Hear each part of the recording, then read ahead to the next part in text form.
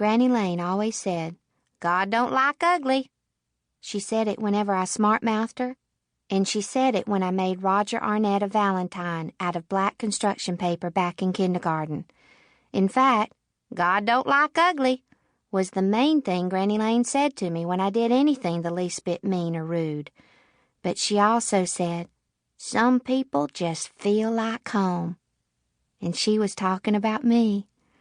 She was talking about Mr. Virgil Willis, too, who often as not was sitting across the kitchen table drinking coffee when she said it. Mr. Virgil Willis was Granny's best friend. "Just as good as a woman," she liked to say, "'ceptin' he don't know how to sew or put up preserves to save his own life."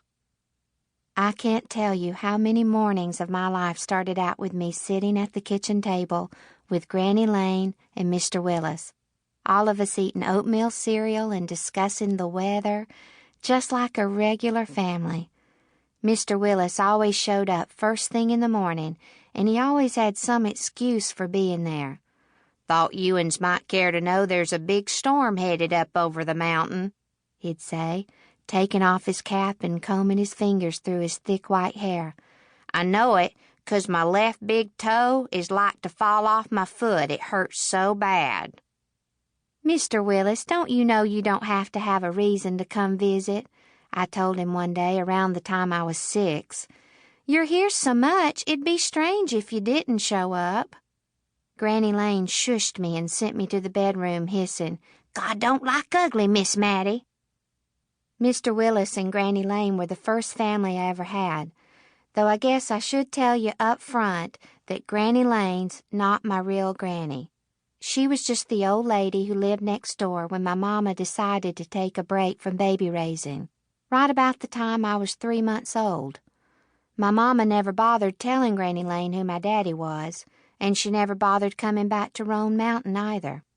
The last time anyone heard from her was when she sent the papers giving up her rights over me. After that, she kept quiet as quiet gets. I've had a few families since Mr. Willis and Granny Lane, and they've been better in some ways, worse in others. 1 or 2 held on to me for as long as they could, and 1 or 2 couldn't wait to see me go.